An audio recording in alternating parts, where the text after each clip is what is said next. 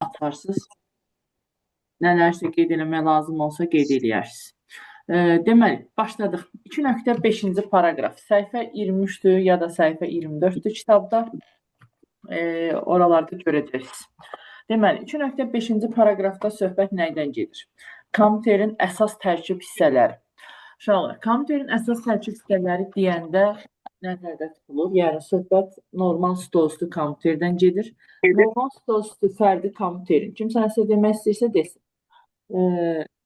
Normal stolüstü kompüterin əsas tərkib hissələri deyəndə söhbət sistem blokundan, klaviaturadan və monitordan gedir. Bir dənə şeydə diqqətli olun. Hardasa, belə deyək, 4-5 il əvvəlin suallarında əsas tərkib hissələrinin içərisində mouse da götürülürdü. Amma artıq mouse əsas tərkib hissəsi deyil. Mouse əsas tərkib hissəsi olaraq götürülmür. Ona görə də birdən hardasa bir sual qarşınıza çıxar, ya internet üzərindən, ya hansısa sosial şəbəkədə, Telegramda, WhatsAppda kimsə sual atar, arxasında cavablarda mouse da yazmış olarlar, birdən də sizin beyniniz qarışar. Ona görə diqqətli olun. Sizə deyəndə ki, əsas tərkib hissələri, yəni hal-hazırda demin kitabı nədirsə, onun üzərindən gedirik. Əsas tərkib hissələri bu 3 dənə götürülür. Sistem bloku götürülür, klaviatura götürülür və monitor götürülür. Ona görə diqqətli olun. Müəllim, o əvəz edən vardı, ona görə ləğv olunub o. Bəli, yəni hal-hazırki dövrdə notebookların zaten özünün sensor yeri var və daha çox istifadə olunur və yaxud bir çox kompüterlər artıq sensor ekrana malikdir. Yəni ona görə onun xüsusi bir əsas hissə olmağına bir özəl bir şey yoxdur da, yəni kifayət qədər əvəzediciləri var. Ona görə. Necə? Üzr istəyirəm, notebooklarda touchpad adlanır da həmin hissə. Bəli, onu sensor hissəsi, bəli, onun adını touchpad deyirlər. Yəni ona görə artıq yəni mouse-a bir əsas bir şey kimi baxmırlar. Ona görə birdən hardasa testdə, hardasa qarşınıza çıxar. Ona görə diqqətli olun. Yəni ümumən nəzərinizdə olsun. İndi başlayaq. Uşaqlar, birinci başlayırıq sistem blokuna. Təəssüf ki, sistem blokuna, yəni bu böyük bir qara qutuya xalq arasında daha çox prosesor adı altında müraciət olunur. Bu prosesor deyil. Yəni biz ola bilər ki, dilimiz elə öyrəşib. Prosesor bunun içindədir. Yəni bu böyük bir qara qutunun adı sistem blokudur. İndi birinci başlayaq. Var sistem blokunun üzərində olan düymələr. Əgər sistem bloku ən azından görmüsünüzsə, əksəriyyətiniz biləcəksiniz. Sistem blokun üzərində nələr olur? Bunlar olur, bu USB-ni filan taxmaq üçün, flash kartı taxmaq üçün, sonra CD və DVD disklərini qoymaq üçün bu disk qabları olur. Kompüteri söndürüb yandıran düymə olur. Yəni üst hissəsində naushnik filan taxmaq üçün oyuqlar olur. Yəni bunun üzəri hissəsi, üst hissəsi, çöl hissəsi budur. Və yaxud arxa tərəfini fikirləşsəz, arxa tərəfində də nələr olur? Yenə naqilləri, klaviaturanı, nələrisə taxmaq üçün klaviatura tipli əlavə qurğular qoşsaz, onları taxmaq üçün oyuqlar, yuvalar mövcuddur arxa tərəfində. Arxa tərəfindən bizə əsas bir qurğu düşür. O qurğu nədir? Həmin o qurğunun adına qida bloku deyirlər. Testdə qida bloku da yazır, qidalanma bloku da yazır. Yəni hansını görsəz takılmayın. Qida bloku. Nədir qida bloku? Lor dildə desəm, biz insanların qidası olduğu kimi kompüterində qidası var. Və kompüterində qidası elektrik enerjisidir. Ona görə sizə yazsa ki, testdə kompüteri elektrik enerjisi ilə təmin eləyən cihaz nədir? Elektrik enerjisi ilə təmin eləyən cihaz. Deyəcəksiniz, söhbət qida blokundan gedir. Yəni, kompüterin biz sistem blokunun arxa tərəfində görürük. Bu naqilin bir ucu bura taxılır, bir ucunu da aparıb taxırıq bu rozetkaya və nəticədə kompüteri istifadə edirik. Yəni, ona deyirlər qida bloku və yaxud qidalanma bloku. Fərq eləməz. Əsas odur, bilin ki, kompüteri elektrik enerjisi ilə təmin edir. Yəni, enerji sözünü gördünüzsə, ağlınıza qida bloku gəlsin. Ondan sonra, sistem blokunun daxil olsaq içinə. Sistem blokunun içərisində müxtəlif qurğular var. Ümumən, yəni çox böyük bir qutudur. Ümumi çoxlu qurğular var və əsas bunun içərisində oturub ana plata. Şəkil olaraq göstərməyə çalışsaq sizə, belə bir, elə bir ki, sistem blokun ortasında bir nə bilim, lövhə formasında, bir dəftər formasında tutaq ki, bir lövhə var Onun adına deyirlər ana plata. Elə adından da göründüyü kimi ana platadır. Yəni kompüterin işlənməsi üçün, varlığı üçün ən vacib qurğuları öz üzərində saxlayır. Ona görə onun adına ana plata deyirlər. Adından da göründüyü kimi ən vacib qurğuları öz üzərində saxlayır. Misal üçün sizlərdən belə bir şey soruşum. Keçənki dərsimizdə keçmişdik, danışmışdım sizə. Bu John von Neumana görə kompüterləri ümumi nəzəriyyəni neçə hissəyə bölürdük? Kimin yadındadır? 2 hissəyə, mərkəzi hissə, periferiya hissəsi. Aysə, o mərkəzi hissənin adına nə demişdik? Mərkəzi hissə. Əsas hissə. Aysə, əsas hissə. Bəli, tamamilə doğrudur. Keçən dəfə dediyim ki, mərkəzi hissə var, periferiya hissə var. Mərkəzi hissə əsas hissədir. Hətta Lori dildə deyirik ki, elə bir mərkəzi hissə yoxdursa, kompüter yoxdur. Yəni sözümü nəyə gətirmək istəyirəm? Həmin ana plata bu mərkəzi hissədə nələr varsa, kompüter üçün nələr daha önəmlidirsə varlığı üçün həmin o şeyləri öz üzərində saxlayır. Ona görə deyilən məntiqən onun adına ana plata deyirlər. Yəni belə də məntiqlə yadında saxlaya bilərsiniz. Kitabınız yanınızdadırsa, bunu əzbərləmək lazım deyil, özünüzü qorxutmayın. Amma bunun üzərində yerləşənləri, yəni şəkil olaraq əzbərləmənizə ehtiyac yoxdur. Amma bu üzərinizdə gördüklərinizi daha geniş formada kitabınızda, səhv eləmirəmsə 24-cü səhifədədir, kitabınız ordadırsa baxa bilərsiniz. Bu şəklin düz altında sizin üçün orada təzəl qoymuşuq. Ana plata üzərində olan qurğular. 18 dənə qurğu olmalıdır. Ən son kitabı redaktə eləyəndə elə düzəlib. 18 dənə qurğudur. Dimin kitabında nə verilibsə, onları dənə-dənə sizin üçün hazırlamışıq orada və sözümü nəyə gətirirəm? O qurğuları əzbərləmək lazımdır. Kitabınızda görəcəksiniz. Bu şəklin altındadır. Şəkildə verilib bir çoxu, amma şəklin altında daha bir konspekt formasında yazmışıq. Əslində bəziləri siz oradan tanışdı, keçənki dərsimizdən. Misal üçün, prosesor var orada, RAM var orada, yəni ən azından görə bilərsiniz, burada da görə bilərsiniz. Prosesordur, RAM-dır, ROM-dur, amma başqa qurğular da var. Ona görə həmin o 18 dənə qurğunu hökmən əzbərləyin və imtahana düşəndə daha çox bu ana plata üzərində olan qurğular, olmayan qurğular, onları açıq sual üzərindən salırlar. Ona görə hökmən o qurğuları əzbərləyin. Testdə sizə desə ki, ana plata üzərində yerləşən qurğular, o kitabınızın az əvvəl dediyim kimi 24-cü səhifəsində olanları testdən seçəcəksiniz. Desə ki, ana plata üzərində yerləşmir, heç nə, orada əzbərlədiyiniz deyilsə, yerdə qalan cavabları götürəcəksiniz. Yəni, nə varsa imtahana düşən, orası sizin üçün səliqəli formada yığmışıq. Hökmən ona fikir verərsiniz. İndi gəlin, onlarla bir-bir, yavaş-yavaş tanış olmağa başlayaq. Kimlər ki, bu dəfə evə verdiyim dərsi oxumuşdu, bu dəfə verdiyim dərsi oxuyanda onlara asan gələcək. Çünki bugünkü izah eləyəcəklərimin içində bir 30%-i keçən dəfə izah elədiklərimdir, təkrardır. Misal üçün, onlardan biri mikroprosesordur. Ana plata üzərində olan əsas qurğulardan biri, ən vacib qurğumuz mikroprosesordur. Mən keçən dərsdə demişdim, kimin yadındadır? Kim deyər, kim yazar? Beyni sayılırdı müəllimə. Beyni sayılır. Bəli. Ona CPU da deyirlər. İki hissədən ibarət idi. Hesab məntiq qurğusundan, bir də idarə etmə qurğusundan ibarət Tamam, idi. tamamilə doğrudur. Deməli, ona mikroprosesor və ya prosesor deyirlər. Həmçinin ingiliscə adı keçən dəfə demişdik, CPU da adlanır. Zarafat eləmişdik ki, CPU da deyə bilərsiniz, CPU da deyə bilərsiniz, ürəyiniz necə istəyir və kim keçən dərs olmayıbsa, qeydini tamamlaya bilər. Ona demişdik kompüterin beyni. Ümumiyyətlə, imkan bacardığınız qədər hökmən dediyim açar sözlərə fikir verin.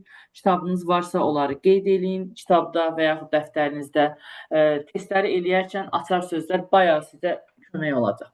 Deməli, mikroprosesor nədir? Hesab qurğusudur, keçən dərs keçmişdik, məntiq qurğusudur, idarə etmə qurğusudur və əsas məsələ kompüterin beynidir. Nəzəriyyən oxuyanda kitabınızda, bura qoymamışam özüm danışım deyə, kitabınızda mikroprosesorun xarakteristikalarını görəcəksiniz. 25-ci səhifənin yuxarısında olmalıdır. Orada işçi gərginliyi, əmrlər sistemi, ümumən takt tezliyi, mərtəbəlik, belə şeylər var. Sözümü nəyə gətirirəm? O xarakteristikaların içində ən vacib düşənlərdən takt tezliyinə mərtəbəlikdir ki, bunlar qəbul suallarında baya var. Və dim onları salmağı çox sevir, çünki tərifləri bir-birinə oxşayır və tələbələr qarışıq salırlar. Bu dəfə evə verdiyim dərsi, bilmirəm, öyrənmişiksə, orada kompüterin işləmə sürətinin tərifi var idi. Kim səsini açıb deyər və yaxud çata yazar, kim öyrənib? İşləmə sürəti. Emal olunan məlumatların sayı idi. Ayso, tamamilə doğrudur. Bəli, sadə əməliyyatların sayı, vahid zamanda emal olunan, vahid zamanda yerinə yetirilən sadə əməliyyatların sayına işləmə sürəti deyirik. Tamamilə doğrudur. Bəs kim mənə məhsuldarlığın tərifini deyər və yaxud yazar? Orta sayı. Orta zamanda. Orta sayı. Okey, tamam. Deməli, bilmirəm, qrupunuza səslər atmışdım, onları da dinləyənlər olubmu və yaxud o da kiməsə kömək olubmu? İnşallah ki, olub. O səslərdə də çaşdırıcı şeyləri dönə-dönə deməyə çalışıram, orada demişəm. Əməliyyatların sayıdırsa, söhbət işləmə sürətindən gedirdi, kompüterin sürətindən, amma əməliyyatların orta sayıdırsa, orada üstünə basa-basa demişəm, orta sayıdırsa, söhbət məhsuldarlıqdan gedirdi. Bu kisimdəki dərsimizdə var idi. İndi sözüm nəyə gətirirəm? Kompüterin işləmə sürəti, mikroprosesorun takt tezliyi, bunlar eyni anlayışlardır. Yəni, takt tezliyi də nədir? Buradan sizə üçün yazsam, kitabınızda da görə bilərsiniz. Takt tezliyi deyəndə elə həmin o kompüterin işləmə sürəti nəzərdə tutulur. Yəni, vahid zamanda yerinə yetirilən əməliyyatların sayı. Vahid zamanda yerinə yetirilən əməliyyatların sayı. Buna takt tezliyi deyirlər və takt tezliyin vahidi də imtahana düşür. Takt tezliyinin vahidi hertzdir. Ya hertz yaza bilər, ya da ingilis versiyası ilə hızlı yaza bilər. Bəlkə də kimlərsə aranızda bilir, fizika ilə arası yaxşıdırsa, hertz fizikada tezlik vahididir. Bilmirəm, bilənləriniz var, yoxsa yoxdur.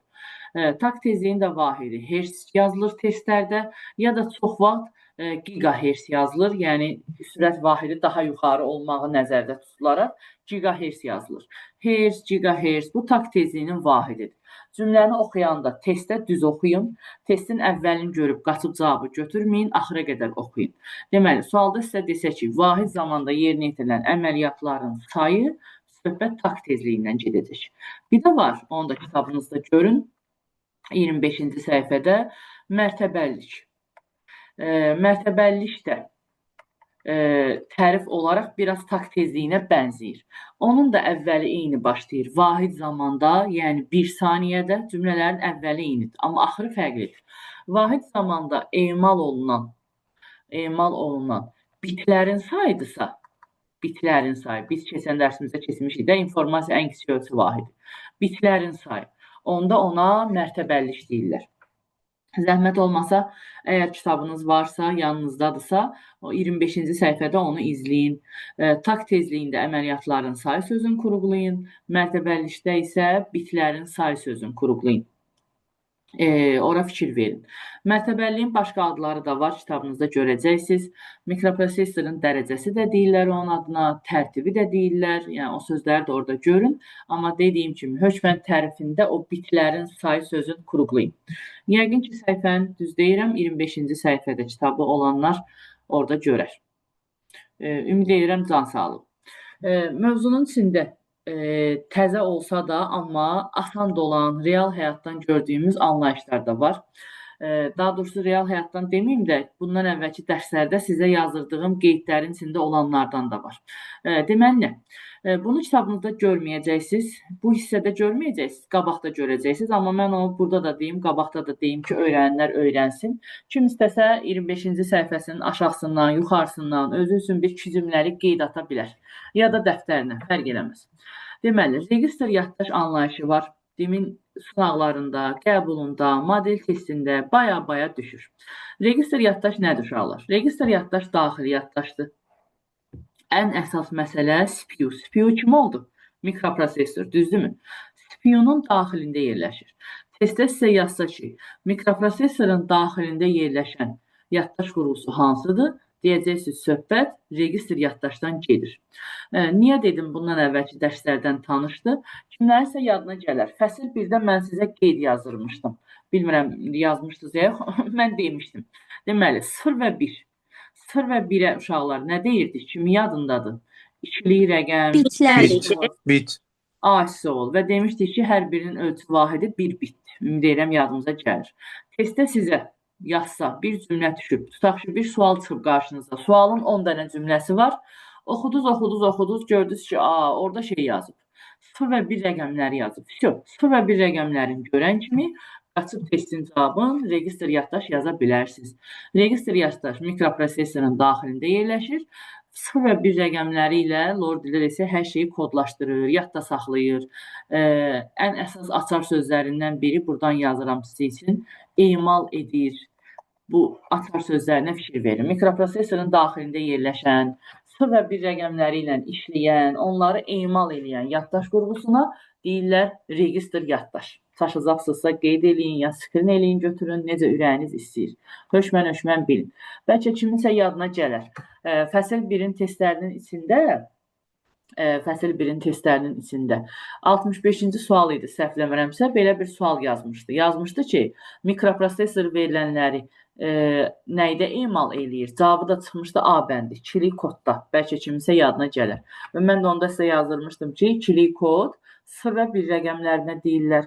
Deməli, əslində bu mikroprosesorun içində olan emal işinə kim baxır? Registr yaddaş.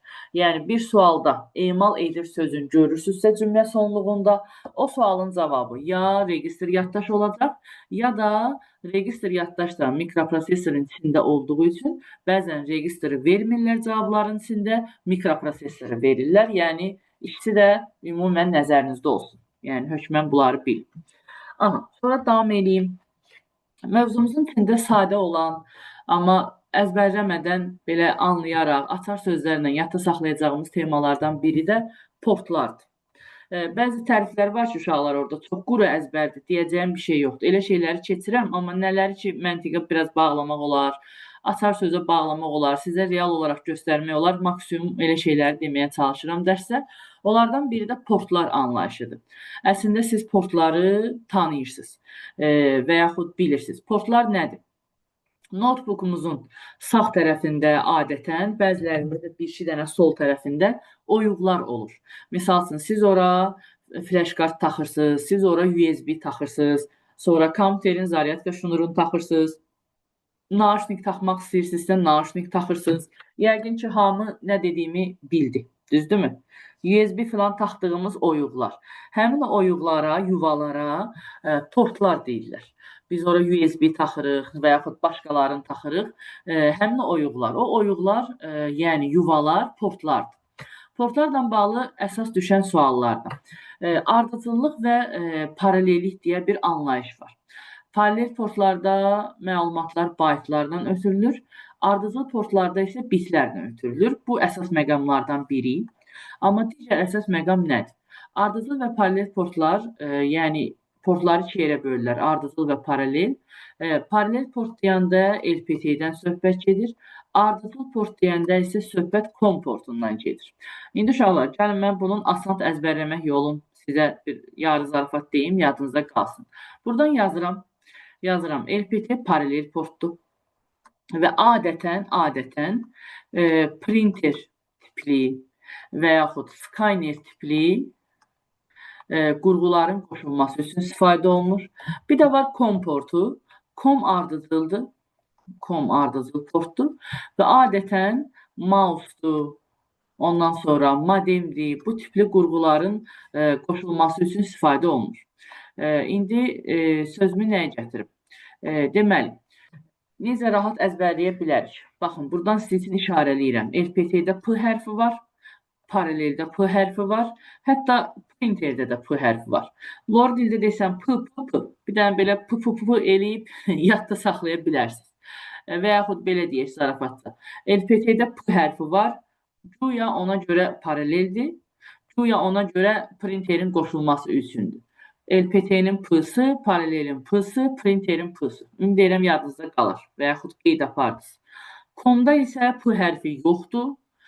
hərfi olmadığına görə, yəni güya ona görə da məcburən paralel ola bilmir, onun payına da ardıcıl düşür. Ya da ki, ardıcılın belə belə bu c-sından sonu yadda saxlaya bilərsiniz. Nətər məsləhətdir sizin üçün. Amma ümumən bilin ki, bu da ardıcıl portdur. Mouse-la modemin qoşulması üçün istifadə olunur. Yəni, LPT-də aha. LPT-də sürət daha çox idi də, səhv eləmirəmsə, daha tez ötürülür. Ümumiyyətlə, paralel qoşulan portlarda sürət daha yaxşı olur. Paralel portlar daha sürətlidir. Bəli, doğrudur, düz bilirsən. Düzdür, müasir dövrdə bunların əksəriyyəti elə də istifadə olunmur. Artıq USB onların çoxsunu əvəz eləyir. Amma dimin testləri cəhətdən bu hal-hazırda ekranda yazdıqlarım çox-çox önəmlidir. Ona görə sizdə belə ona xüsusi önəm verin. Kiməsə çox maraqlıdırsa, kimsə soruşa bilər ki, mənim bu ardıcıllıq, paralelliyin bu nə deməkdir, hardan gəlir kökü? Kökü orta məktəb yenə fizikasına bağlıdır. Bəlkə kiminsə yadına gələr. Orta məktəb fizikasında 9-cu sinifdə idi, haradaydı mı bilmirəm. Naqillərin ardıcıl paralel birləşməsi var idi. Omqanlı idi, nə idi, mən də çox hatırlamıram. Kökü oradan gəlir. Yəni, belə bilməyiniz gərəkən bir şey deyil. Amma ekranda yazdıqlarımı hökmən əzbər bilin. Ümid eləyirəm, hamının yadında qalar. Maksimum lori dildə deməyə çalışdım. İndi keçək digər portlara. Digər portumuz USB-dir. Məncə USB-ni əksəriyyətiniz tanıyırsınız. Və USB təzəliklə qəbula düşüb. 2023-cü ilin qəbulunda düşüb, yəni yaxın keçmişdə. Nəzərə alsaq ki, qəbul sualları da 2-3 ildən bir təkrarlanır. Sizin qəbulunuza təzədən düşmə ehtimalı böyükdür. USB. USB-dən sadəcə bunu bilin, adından göründüyü kimi universal portdur. Bu universal sözünü bilsəz, heç nə, can sağlığı, rahatlıqla yazacaqsınız. Bu arada qəbulda da çox elementar düşmüşdü. 3-cü sual idi, səhv verəmsə qəbulun. İnşallah qəbullar işləyəndə görəcəksiniz. Eləcə yazmışdı ki, USB nədir? Cavabda da C bəndi idi. Yazmışdı ki, universal portdur. Yəni, bu qədər sadə. Amma indi nəyə fikir verin? USB universaldır uşaqlar. Universal sözü məncə hamımıza aydındır da, yəni universal, hamı üçün. Amma USB universaldır, belə deyim, hamı üçün istifadə olunur, amma indi da 100% hamı yox da, amma çox qurğuların. Yəni sən mouse'u, klaviaturanı, printeri, skanneri, yəni və yaxud bir sıra başqa qurğuları USB ilə rahatlıqla qoşa bilərsən. Amma elə bir 70-80% hamı üçün. Amma 100% deyə bilmirəm, çünki misal üçün proyektor. Proyektorun portu da USB deyil. Proyektorun özünə məxsus portları var, monitorun özünə məxsus portları var. Onları da ekranda görə bilərsiniz. Misal üçün VGA portu var, DSUB var, DV var, HDMI var, bəlkə kimlərsə adını eşidib. Misal üçün, VGA portu. VGA artıq gündəmdən düşür. VGA portu biraz daha böyük idi, ölçücə böyük idi. Və belə göy rəngdə başlıqları var idi proyektorların. Notebookun həmin o böyük hissəsinə onu taxırdılar. Təzə notebooklarda VGA girişi yoxdur artıq. Çünki uzunluğu böyükdür, elə bir onu çıxardıb yerinə əlavə 2 dənə başqa oyuqlar yerləşdiriblər də. Yəni, Lord çox yer tutur. Yəni, VGA girişi artıq təzə notebookların üzərində gəlmir. Onların daha güclü versiyası və daha aydın görüntünü verən HDMI başlıqları gəlir. HDMI-nin də üç tərəfi düzdür, USB-yə oxşayır. Amma belə aşağı hissəsi biraz belə mailidir, oval kimidir. Notebooklarınızda bəlkə görə bilərsiniz. Yəni, təzə notebookların hamısında HDMI-dir.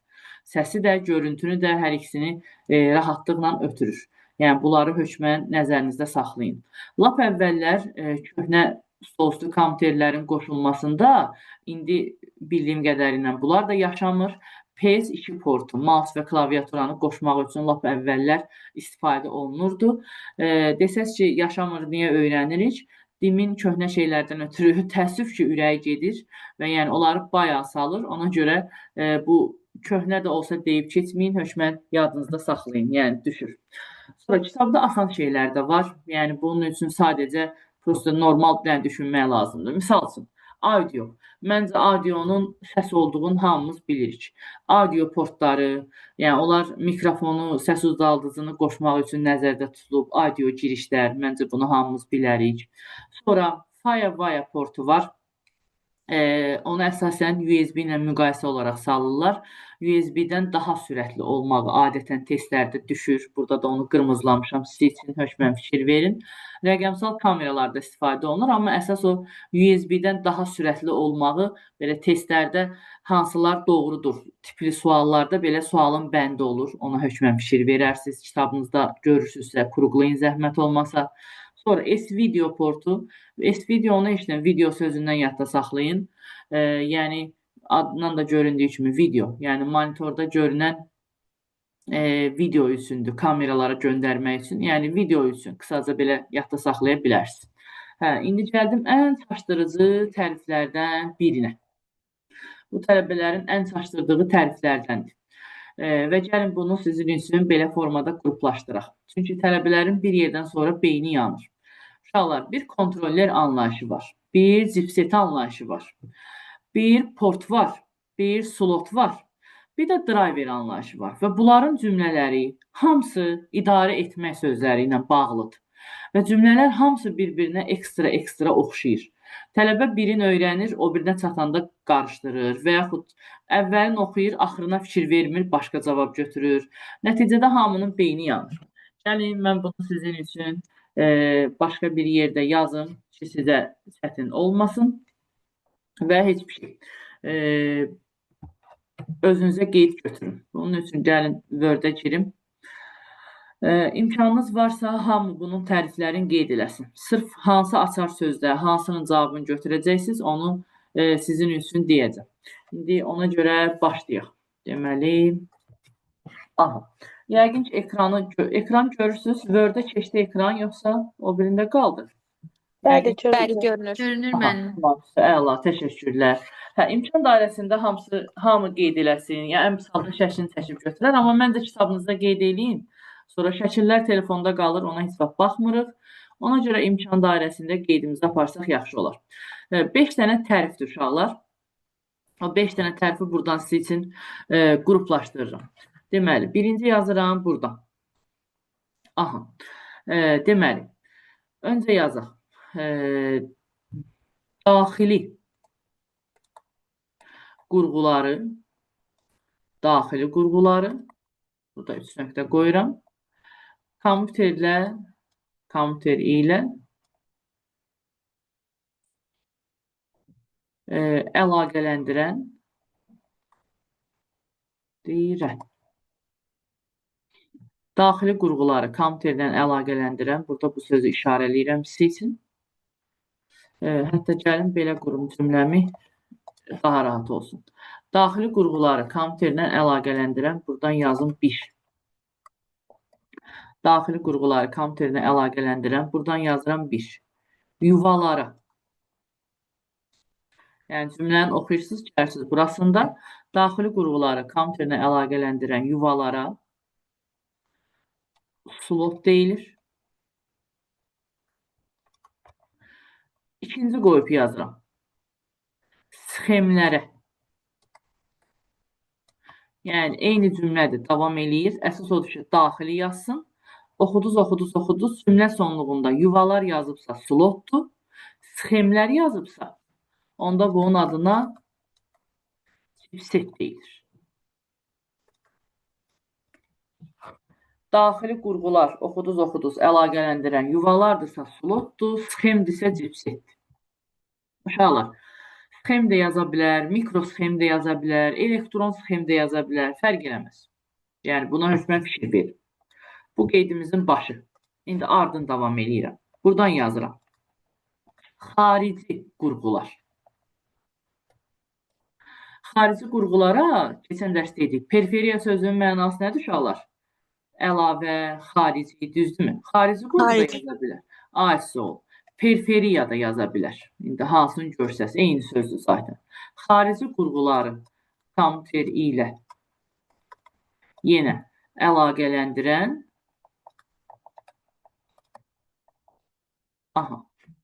buradan yenə cümlələrin ardını yazaq. Deməli, burada cümlənin başı xarici ilə başlamalıdır.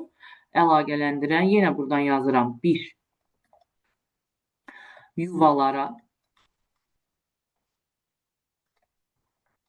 Buna deyirlər port. Az əvvəl portlardan danışdıq. 2. Sxemlər.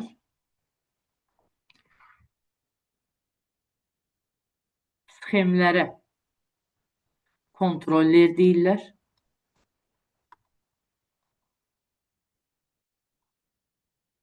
Kontroller deyilir. Və bunun üçüncüsü də var. Əlaqələndirən proqramlara. Cümlə sonluqlarına fikir verin. Proqramları isə bəlkə kimlərsə real həyatda eşidib, ona driver deyirlər. Driver proqramdır. Misal üçün, printer tipli qurğuların qoşulması üçün bir çox qurğuların kompüter tərəfindən tanınmasını təşkil edən proqramlara driverlər deyirlər. Ümid edirəm qeydimiz hamıya aydındır. Yenə deyirəm, daxili qurğular. Yuva sözü ilə bitsə slot götürəcəksiniz. Sxem sözü ilə bitsə dipset götürəcəksiniz. Xarici qurğular yuvadırsa port yazacaqsınız. Sxem olan bir şey varsa kontroller və proqram olan bir şey varsa söhbət driverdən gedəcək. Ümid eləyirəm, yadda qalır. Maksimum demin çaşdırıcılığına uyğun yazmağa çalışdım. Kim qeydi yaza bilmirsə, heç olmasa ekranı skrin eləsin. Müzakirə qrupuna da atar. Mən o biri qrupa da yönləndirərəm. Kim əgər nəsə yazıb götürə bilmədisə. Ümid edirəm, tamam. Yəni, bundan o tərəfə çaşdırıcılığı yoxdur. Əgər dediyim formada yadınızda saxlasanız problem yoxdur. Demək olar ki, 90% bu ekranda gördüyünüz hansısa tərif tez-tez qəbulda olur. İnşallah ki, kimin yadında hansı rahat qaldısa, qəbulda da onu görək. Arzuyun da belə arzulayım sizin üçün. Hansı düşdə düz yazacaqsa, Allah bəxtinə onu tıxarsın. Ümid edirəm, tamam. Aha, geri dönək. Temalar çoxdur. Maksimum hamısını deməyə çalışacağım. Ən axırda da say sistemlərindən nəsə 20-30 dənə qalmışdı. İmkan olar, ona da baxarıq bugün. Aha. Sonra getdik. Klaviatura, uşaqlar. Klaviatura mətin tipli, rəqəm tipli məlumatları kompüterə daxil edən qurğudur. Məncə bunu əksəriyyətiniz bilirsiniz. Mövzunun çox güman ki, ən asan hissəsi sizə klaviatura gələcək. Klaviaturanın düymələrini qoymamışam slayda. Həm asandılar, həm də özümüz şifahi deyərik. Yəqin ki, hamı nəyi tanımasa da Enter düyməsini tanıyır deyə düşünürəm. Ondan sonra Escape düyməsi, ESC, nəsə proqram filan donanda Escape-i basıb çıxırıq. Məncə ən az onu hamımız tanıyırıq. Nəyi də tanımasaq düşünürəm ki, Caps Lock-u hamımız tanıyırıq. Uşaqlar, Caps Lock nə iş görür? Çox çətin bir sual verim. Böyük hərflə yazılır. Hə, nə gözəl. Düzdür, düz deyirsiniz. Hə, amma uşaqlar, Caps Lock testlərdə bizi, necə deyərlər, bir tuzaq soruya salır. Niyə görə? Testləri eləyəndə görəcəksiniz. Deyəsən, yadımdadsa 80 neçənci sual olmalıdır. Sualda yazıb ki, Caps Lock nə işi görür? Cavabların içində götürüb yazıb ki, yalnız böyük hərfə çevirir və yalnız sözünə takılmayan tələbə böyük hərf sözünü görən kimi avtomatik onu qaralayır və bir də görürsən ki, kursun yarısı həmin sualı soruşur. Uşaqlar, belə bir sual verim sizə, siz də kafanızda fikirləşin. Böyük hərflə yazmaq istəyirsiniz. Caps Lock-u basırsınız, böyük yazırsınız. Bu heç. Bundan yəqin ki, hamı razıdır. Bəs belə bir sual verim sizə. Təzədən kiçik hərflə yazmaq istəyirsiniz. Bəs bu halda yenə nəyi basırsınız? Ya özünü basası, ya da shift-i basıb saxlayası. O shift-lə işim yoxdur, səndən razı, o heç. Amma ümumən, Caps Lock-u bassın, böyük yazdın. Təzədən kiçik hərfə qayıtmaq üçün yenə də Caps Lock-u basırıq da, düzdürmü? Aciz olun. Deməli, Caps Lock neynədir? Lazım olan anda böyük hərfə keçirdiniz üçün. Təzədən kiçik hərfə qayıtmaq istəyirsinizsə, deməli, neynədiniz? Yenə Caps Lock-u basırsınız. Hə, informatikada bir söz olaraq bunun adı var. Bu ad 90% bizə Word-də də lazım olur. Ona görə mən Word-ə hazırlıq məqsədi ilə, həm də çaşdırıcı sual məqsədi ilə bunun adını deyim. Deməli, mənim qələmim yazırmı? Bir də saniyə. Qələmimizi aktivləşdirək. Caps Lock haqqında, aha, buradan yazaq sizin üçün. Yazıram. Orada haralarda ağ yeriniz varsa ya da bəlkə caps lock'un tərfinə yazmışıq, sadəcə fikir verin. Deməli, uşaqlar, lazım olanda böyük hərflə yazırıq, lazım olanda basırıq, kiçiyə qaydırıq. Bunun adına informatikada şriftlərin, şrift bilsizdə nəyə deyirlər? Hərflərə deyirlər. Bu klaviaturanın üzərindəki hərflərə, onlara şriftlər deyirlər. Caps lock'un da tərfi belə gedir. Şriftlərin registrın dəyişmək. Registrın dəyişmək sözünün mənası o deməkdir.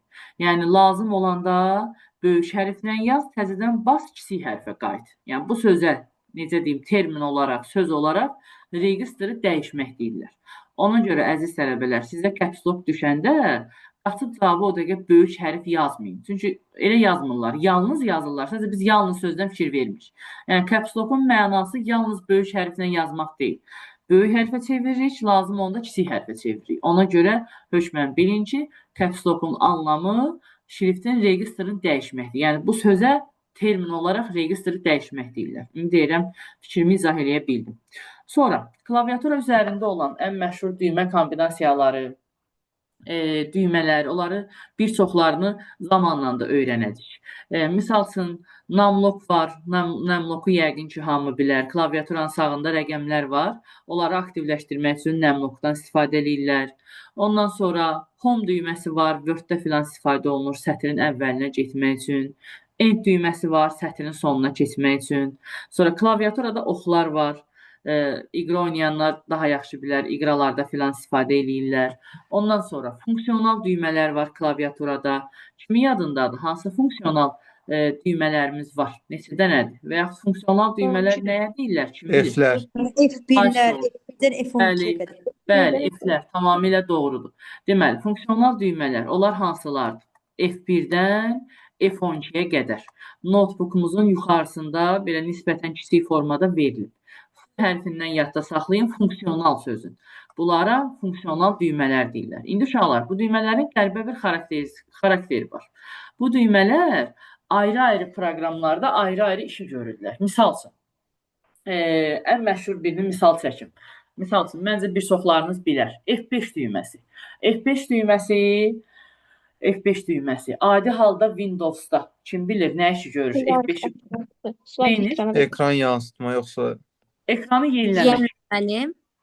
Ekranı yeniləmək, bəli. Refresh. ISO, refresh, tamamilə doğrudur. Kompüteriniz ingiliscədirsə, refresh deyirik adına. Kompüteriniz ruscadırsa, abnavit deyirlər. Yeniləmək, bəli. Amma uşaqlar, adi Windows'da F5 refreshdir, yeniləməkdir. Amma inşallah, sağlıq olsun, PowerPoint proqramında keçəcək. PowerPoint proqramında isə F5-in mənası bəlkə kimsə bilər. Bilən yoxdur, təsadüf. Aha. Slide qeydiridir. prezentasiyanı ekrana yansıtmaq? ISO, prezentasiyanı ekrana yansıtmaq. Bəli, düz deyirsən Musa, tamamilə doğrudur. Yəni F5-i basmaqla slide tamamilə nümayişə başlayır. Yəni bunun da müsbət tərəfi odur. Daha doğrusu, yəni işi odur orada. İndi sözümü nəyə gətirəcəm? Deməli, hər düymə ayrı-ayrı proqramlarda ayrı-ayrı işi görürlər. İndi gəldim biraz nisbətən köhnə bir qəbul sualına. Uşaqlar, qəbul sualında deyir ki, hansı funksional düymədir ki, bu 12 dənənin içində. İstəyirsən Word-də ol, istəyirsən Excel-də ol, harda olsan da, hansı proqramda olsan da, həmişə eyni işi görür. Deyir, hansı funksional düymədir? F1. ISO, bəli, F1 düyməsi. Tamamilə doğrudur. Deməli, kim çaşacaqsa, özü üçün orada bir qeyd aparsın ki, 12 dənə funksional düymənin içində yeganə F1 düyməsidir ki, onun adına help deyirlər, yəni kömək deyirlər. Bu F1 bütün proqramlarda istəyirsən Word ol, istəyirsən Excel ol, istəyirsən PowerPoint ol, istəyirsən Windows ol, hər yerdə açdığı pəncərənin adına kömək pəncərəsi deyirlər. Sorğu pəncərəsi, kömək pəncərəsi.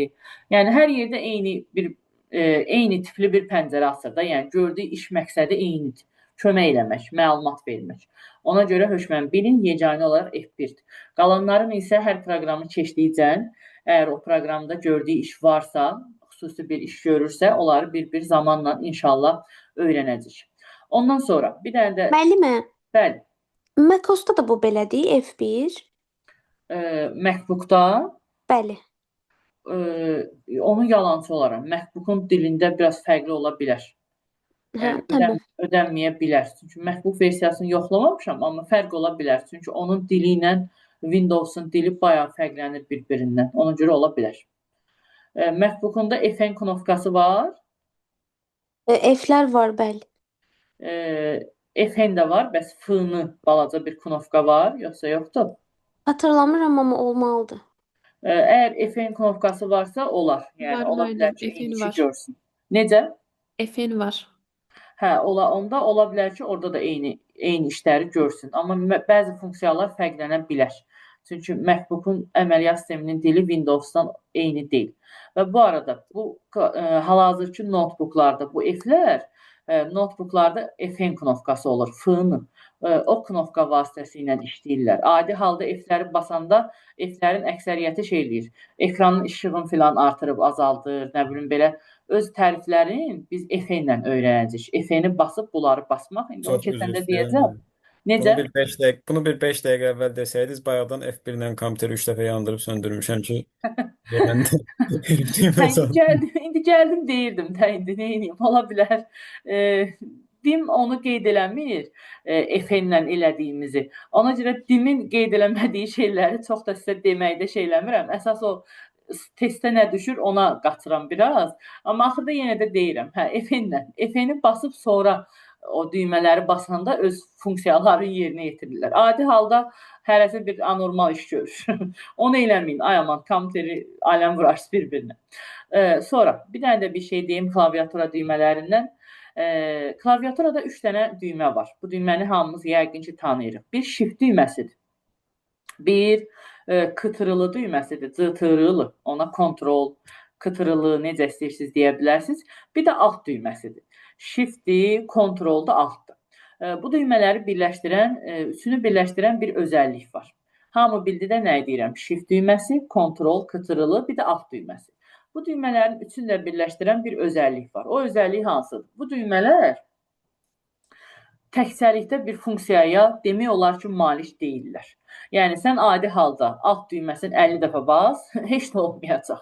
Yəni, yəqin ki, heç nə olmayacaq ümumən bizim cəhətdən. İndi hansısa bir kompüterin əməliyyat sistemi başqa olar, orada nəsə baş verər, ona yalancı olaram. Amma ümumən bu düymələr təkcəlikdə bizə düşən testlər cəhətdən xüsusən heç bir funksiya yerinə yetirmirlər. Bunlar ancaq kombinasiyalardan işləyir. Misal üçün, ən azından elementar bir şey. Hərfi böyük yazmaq istəyirik. Nə edirik? Shift-i basılı saxlayırıq və həmin o hərfi basırıq. Yəni, təkcəlikdə işləmirlər ki, hansısa düymə ilə işləyirlər. Misal üçün, bəlkə aramızda bir çoxları bilir. Alt üstəgəl F4 kombinasiyası. Kim bilir? Nə işi görür? Alt F4. Pəncərəni bağlamaq. Ekran yansımaydı o da deyəsən. Pəncərəni bağlamaq üçün. Yoxsa bağlamaq. Doğru. Pəncərəni bağlamaq üçün. Bəli. Hansısa bir qovluq pəncərəsini açmısansa və yaxud Word-ün içində yazı yazırsansa, onu bağlamaq üçün istifadə olunur. Alt F4. Yəni, sözümü nəyə gətirirəm? Alt olsun, kontrol olsun, shift olsun.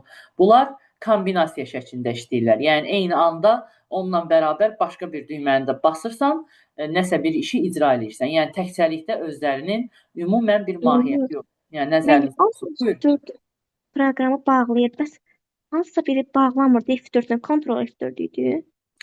O Word-də olan temadı qadası, bunlarda yoxdur. Cari pəncərəni bağlayır, Ctrl F4. Alt F4-də proqram pəncərəsini bağlayır, amma o anlayışlar ofis proqramlarındadır. Orada var o Ctrl F4, burada yox. Yəni, orada danışacağımız bir şeydir. Aha, bilirsənsə əla. Neysə, burada da çox dayanmayayım. Əslində az dayanacaqdım, bayağı dayandım. Sonra gəlim, monitor. Monitorun nə olduğunu yəqin ki, bilirik. Xaric etmə qurğusudur. Kompüterin əsas tərkib hissəsidir. Mətin tipli, cədvəl tipli, nə bilim, ümumən görüntünü bizə vizual şəkildə göstərir də, yəni görüntünü əks elətdirir, uzun sözün qısası. Orada oxuyacaqsınız, ekran diaqonalının ölçüsü var, monitorun düyümündən ölçülür, ekran pikselinin qiyməti var, monitorun xarakteristikalarında, seyrəklik qabiliyyəti anlayışı var, ondan sonra müşahidə bucağı var, ekranın müdafiə dərəcəsi var, bunlar monitorun əsas xarakteristikalarıdır. Monitorun bir də növləri var, bir neçə növü var. Onlardan biri elektron şüa borludur. Elektron şüa borlunu ekranda görə bilərsiniz. Məncə bu televizorları əksəriyyətiniz tanıyırsınız. Arxası böyük olan televizorlar. Hökmən bilin. Sonra maye kristallı. Maye kristallını da məncə görmüsünüz. Maye kristallına LCD deyirlər. LCD monitorlar. Bəlkə kimsə eləmiş olub. LCD monitorlara elə bir ki, adi barmağımızı toxunduranda sanki orada elə bir şey var idi. Su varmış kimi bir iz kimi yaranır. Belə əli vurursan ekrana elə bir ki, arxa fonda su var. Maye var. Elə bir Göyərir. LCD monitorlar. Bilmirəm, istifadə eləmisiniz ya yox. Necə? Televizora da aiddir bunlar. Hə, zaten şeydə, yəni elə televizorundan danışırıq. Monitor ilə televizor mənasında çıxış edir də eyni şeydir. Sonra bir də var plazma. Plazma hal-hazırda evlərimizdə olan plazmanın növləri var. Var sadə plazma, bir də var ki, smart deyirlər onların adına. Yəni YouTube-a filan giririk də, internetə qoşuruq. Onlar var. Bir də mən burada yazmamışam, amma buradan yazın. Bir də LED monitorlar var. Kitabınızda görəcəksiniz. LED-lərdə LED işıqları əsasında, LED diodlu işıqlar əsasında tərkibində onlardan var deyə onlara LED monitorlar deyirlər. LED işıqlar məncə bilirsiniz. Bu evlərimizdə yoxdur, ağ işıqlar, üstünün filan lampası. Üzr istəyirəm. Aha, buyur. LED plazmanın bir qolu kimi gedir ya ayrıcadır? Yox, ayrıca artıq ayrılıb. Əslində belə şey olaraq baxsaq, plazmanın davamıdır. Amma dim yazanda elə LED monitor adı altında salır da, plazma LED yazmış. Əslində, yəni bizim üçün hamısı plazma nəslinin davamçısıdır, amma dimin testlərində LED işıqlı monitorlar adı altında bir dənə sualda düşüb onsuz. O da qəbul sualı deyil, sadəcə testin içində var. Amma yəni belə bilin ki, LED də bir ayrı bir monitor növüdür. Bir dördüncü kimi adətən bu 3 dənəni salır testlərə, 90% bu üçün görəcəksiniz. LED-i də bir cümlə ilə hər ehtimal təzə kitabında çıxıb deyə kitabınıza atmışam. Yəni bir cümlə ilə bilin, işimizi ehtiyatda alaq. Yəqin ki, can sağlıq. Hə, indi kimisə arxa fonda yuxusu gəlirdisə, kimsə yatmışdısa, kimsə burada deyildisə, oyansın və geri dönüb gəlsin. Çünki mövzudun düşən qəbul suallarının əsasının ikinci hissəsinə keçirik. 2.6-cı paragraf. Demək olar ki, bu paragrafdan da həmişə qəbulda sual var. Bu arada bu mövzudan 2 dənə düşür. Amma bəzən 2 dəfə 3 dənə də salıblar. Ona görə qəbulda 3 dənə də sual görə bilərsiniz buradan. Alqoritm dərsindən əvvəllər 2 sual düşürdü. Din bəzən alqoritmdən 1 dənə sual salır. Bu mövzudan 3 dənə sual salır. Ya da bundan da 2 dənə salır. Alqoritmdən 2 dənə salır. O heç nə. O onların keyfinə və nasteynasına baxır. Gah belə eləyir, gah belə eləyir. İkisindən də olsa bizim üçün fərq yoxdur. Çünki bu mövzunda sualların zamanla hamı yazır. Alqoritmi də adətən tələbələr çox sevir. Yəni hansı olur olsun, bizə fərq eləməz, amma yenə də diqqətli olaq. Deməli, 2.6-cı paragraf. Səhifə neçədir? Bir dənə səhifəni mən yadıma salarsınız. Mən 29-cu səhifə. Okey, təşəkkürlər. 29-cu səhifə. 29-cu səhifəniz açıqdırsa, zəhmət olmasa, həmin o səhifədən başlayaq. Deməli, sözümü nəyə gətirirəm? Yenə də deyirəm, kimlər keçən dərsi öyrənmişdisə, indi danışacaqlarım içində onun üçün bayağı təkrar şeylər var. Başlamamışdan əvvəl zəhmət olmasa 29-cu səhifədən əməli yaddaş sözünü yəqin ki görürsünüz dərs başlayan kimi. O əməli yaddaş sözünün başından götürüb yazın daxili yaddaş qurğuları. Daxili yaddaş. Yəni indi mən nə danışacağamsa daxili yaddaşa aiddir. Xarici yaddaşa çatanda sizə xəbər eləyəcəm. Çünki mövzunun başlığı ümumidir. Birdən kimsə oxuyanda fərqinə varmaz, qarışdırar, ya nəsə olar, mən işimi qarantiyə alım. Nə yazıblar ora? Nəzərə izahına vaxt bitəcək. Ən azı 2.6-cı paragrafı danışmalıyam. 2.7-ni bir 5-10 dəqiqə qısa danışaram, çətin deyil. Amma 2.6-nı bir 15 dəqiqə yəqin ki izahı çəkər. Nəzəriyyənin izahı 20 dəqiqədən tez bitməz, maalesef. Testlərə də yəni yormaram sizi, biraz baxaram, say sistemindən az bir şey qalıb. Yenə şey olmaz, gələn dəfə də biraz baxarıq. Yəni o bizim sayda təkrardır. Nəysə, yolumuza davam edeyim. Deməli, başladıq. Siz burada olun. Onsuz boş adamlarıq da, evdəyik. Nə işimiz var ki? Nəysə. Deməli, getdik. Əməli yaddaş. Kimlər dərsi oxumuşdursa, əməli yaddaşın tərifini artıq bilir. Gəlin xatırlayaq. Keçən dərs demişdik, cari zaman. Yəni nə? İndiki zaman. Demişdik ki, cari zamanda aktiv proqramın dayandığı yaddaşın adına deyirlər əməli yaddaş. Ona operativ yaddaş da demişdik, müvəqqəti də demişdik, RAM da demişdik, bilmirəm yadımıza gəlir ya yox. Uşaqlar, bir sual verək. Keçən dərs demişdim sizə. RAM elektrik enerjisindən asılı idi, Asılıdır. yoxsa Asılıdır. Bəli, Asılıdır. bəli, Asılıdır. tamamilə doğru. Ziyad Bəli, RAM elektrik enerjisindən asılıdır. Tamamilə doğrudur. Kim keçən dərs olmayıbsa və yaxud olubsa, yadından çıxıbsa, özünə qeydin apara bilər. Əməli yaddaş hal-hazırki anda işləyir və kompüterində zaryadkası gedir. Ona görə elektrik enerjisindən asılıdır. Yəni, hökmən bilək. İndi gələk nə? Uşaqlar, var keş yaddaş anlayışı. Bu artıq keçən dərs yox idi. Keş yaddaş nədir? Bax, bir dənə deyim, bir təsəvvür eləyin. Hal-hazırda hər biriniz telefonlarınızda görə bilərsiniz. Uşaqlar, telefonda hansısa proqramlara giririk. Sonra çıxırıq. Arxa fonda yadda qalırıq. O orta düyməni və ya qıraq düyməni vurub daxil oluruq. Arxa fonda qalırıq, açıq panellər. Məndən məsləhət, o arxa fonda açıq qalan panelləri imkan dairəsində tez-tez təmizləyin. Çünki elə adam var ki, yadından çıxır və bütün gündə telefonu işləyir. Bəzən arxa fonda 20-25 dənə pəncərə açıq qalır və bəzən telefon başlayır donmağa. Instagrama girsən səni çölə atır, nə bilim, WhatsApp-a girsən də görsən ki, donub. Elə bilirsən ki, WhatsApp-ın problemidir, Instagramın problemidir. Əslində bəzən səbəb onların problemi deyil. Sizin o arxa fonda açıq qoyduğunuz şeylərdir. İmkan dairəsində o arxa fonu tez-tez təmizləməyə çalışın. Niyə görə? Həmin o hissənin adına keşlənmiş hissə deyirlər. Bəlkə də kimlərsə bu ifadəni eşidib, keşi təmizlə. Məncə eşidənlər olar bu sözü. Həmin o hissəni mahiyyət etibarı ilə keş yaddaş kimi anlaya bilərik. Deməli, keş yaddaşın işi nədir? Siz o həmin hissəni təmizləyəndə sizin telefonunuzun, yəni ən loru dillə desəm, RAM-ı, yəni əməli yaddaşı nədir? Cari anda işləməyi sürətlənməyə başlayır. Deməli, keş yaddaşın işi nədir? Mikroprosesorun əməli yaddaşa müraciət sürətini artırmaq. Yəni, loru dildə desək, əməli yaddaşı daha yaxşı işlətmək. Testdə belə yazır və yaxud yazır ki, əməli yaddaş üçün bufer rolunu oynayır. Yəni, bir ehtiyatda oranı təmizləyirsən, əməli yaddaşın daha qəşəng işləməyə başlayır. Buna deyirlər keş yaddaş. Və uşaqlar, işin içinə məntiq qatın. Əməli yaddaş, az əvvəldən soruşdum, elektrik enerjisindən nədir? Asılıdır, düzdürmü?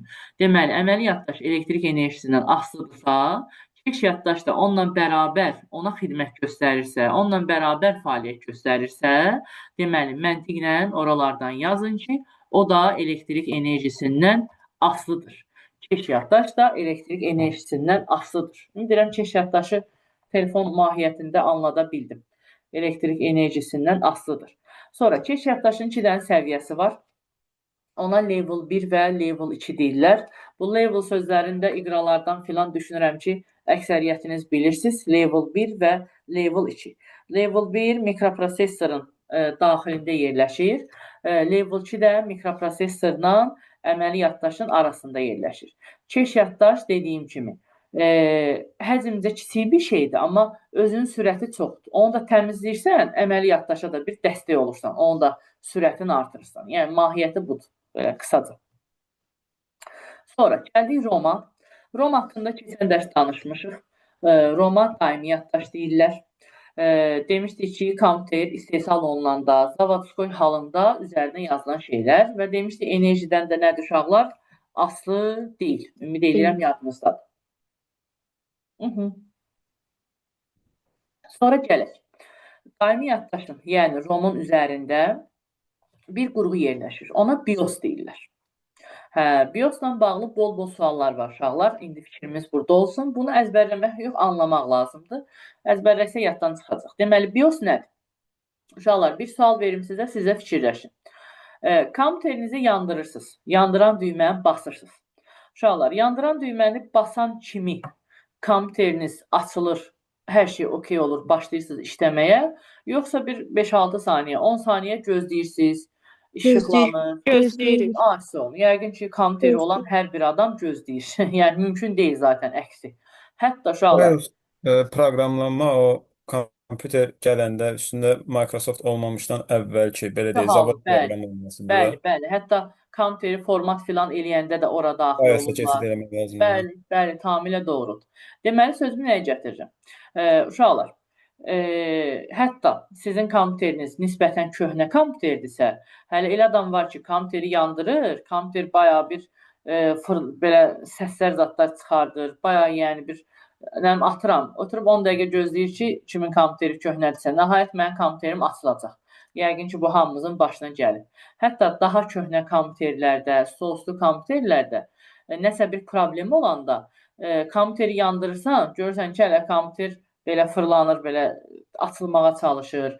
Bəzən də ekran göyərir ya da ekran qaralır, ingilis dilində orada yazılar yazmağa başlayır. Düzdür, biz ona fikir vermirik. Tez enteri basırıq ki, ay Allah, nəsə olub görəsən, görürük ki, yox, kompüter işlədir.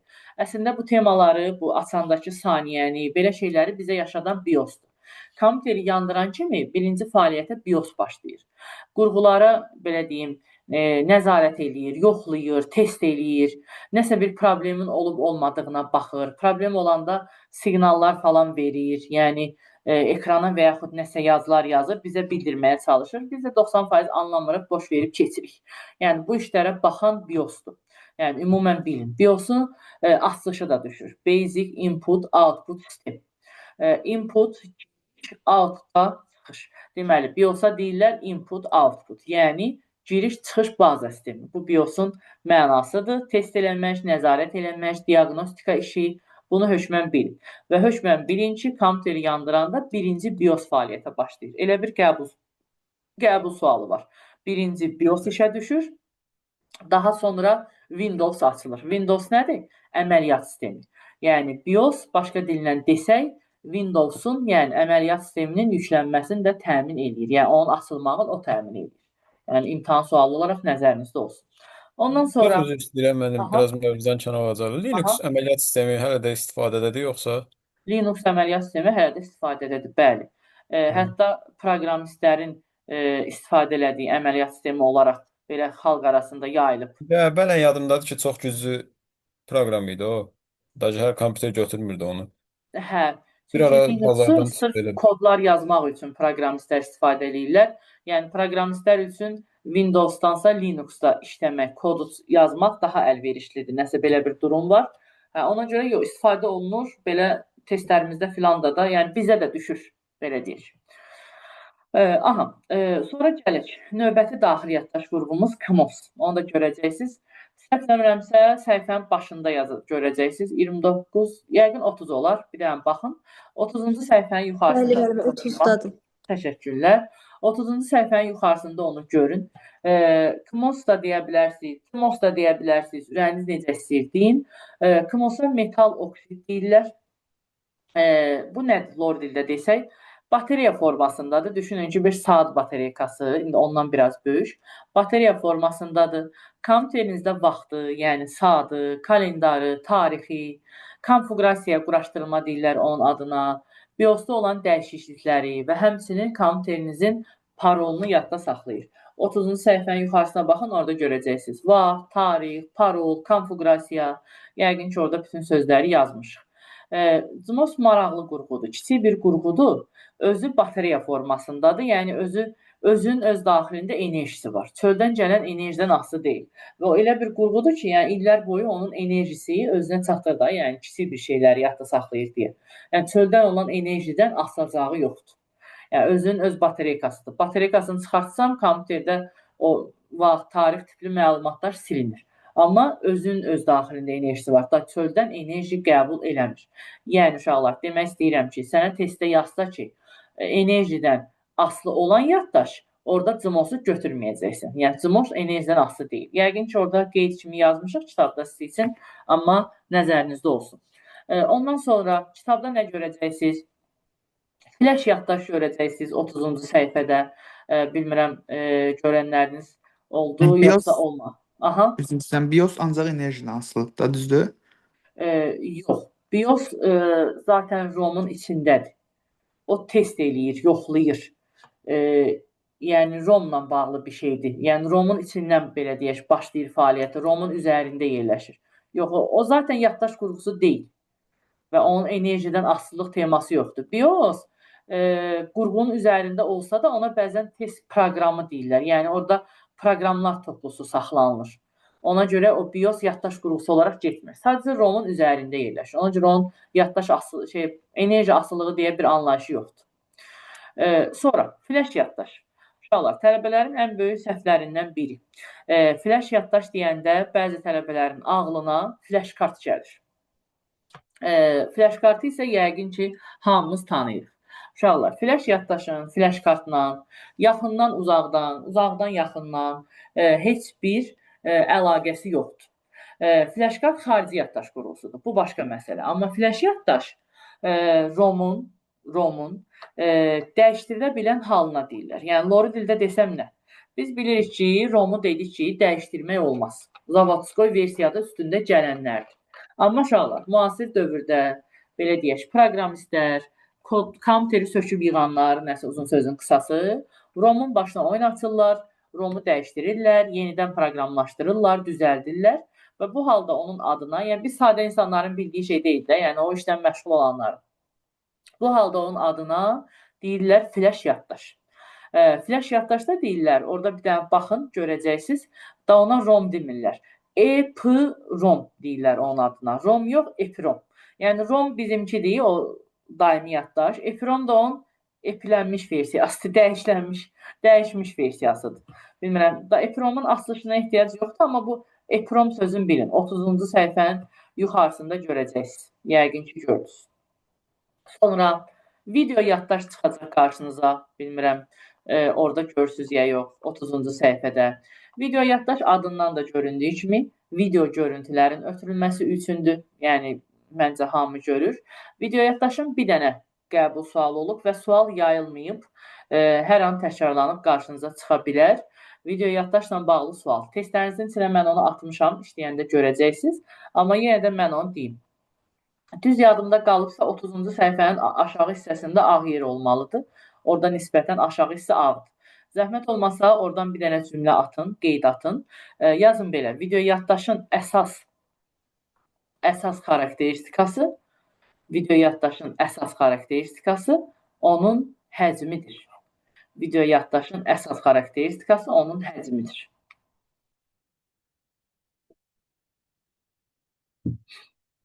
Oralardan qeyd atın, zəhmət olmasa. Video yaddaşın əsas xarakteristikası onun həcmidir. Ümid edirəm, hamı yaza bildi. Aha, bir də orada registr yaddaş görəcəksiniz. Registr yaddaşı isə mən az əvvəl sizə danışdım. Dedim ki, 0 və 1 rəqəmləri ilə işləyir. Mikroprosesorun daxilindədir. Verilənləri emal eləyir. O haqda isə bayaq dərsdə danışmışıq. Burada təkrar oxuyarsınız. İndi uşaqlar, gələk xarici yaddaş qurğularına. Qorxmayın, xarici yaddaş qurğuları asandır. Çox vaxtımızı almayacaq. 30-cu səhifədə bu sözü görməlisiniz. Elastik maqnit disklərdə yaddaş. Yəqin ki, görənlər görür. Zəhmət olmasa, elastik maqnit disklərdə yaddaş sözünün başından götürüb yazın xarici yaddaş qurğuları. Sizdə ardıcıllıq bununla başlamalıdır. Bundan sonra hamısı xarici yaddaş olacaq. Sağ ol, bəli. Bu indi və bundan sonra danışacağım hər şey səndə sağ ol. Xarici yaddaş qurğularına əlaqəlidir. Əslində, mən kitabın axırında sxem filan qoyub onları ayırmışam cədvəllərdə. Burası oraya gedib çıxana qədər bəri başdan hər şey yerində deyim, kimsə beyni qarışmasın. Xarici yaddaş qurğuları. Bir 5-6 dəqiqədə səbirli olaq, bunu da üzərindən gedək. Uşaqlar, xarici yaddaş qurğuları, bunlar hansılardır? Birinci gəlir, elastik maqnit disklərdə yaddaş. Onun adına 30-cu səhifədə görəcəksiniz. Onun adına FTD deyirlər. FTD-dəki F hərfi ingilis dilindən floppy sözündən gəlib. Floppy sözünün də dilimizə tərcüməsi elastik, yumşaq, sevik mənalarında tərcümə olunur. Yəni, din cəhətdən belə tərcüməsi belə götürülür. Yumşaq, elastik, belə mənalarda tərcümə olunur. Onun adına disketdə deyirlər. Müasir dövrdə heç bir istifadəsi yoxdur. İstifadə olunmasına gərək də yoxdur. Amma dimin ürək gedir bunu salmaqdan ötürü. Çünki o köhnə şeyləri biraz daha çox sevir. Bunu acı reallıq olsa da etiraf eləməliyəm və bu bayağı imtahana düşüb.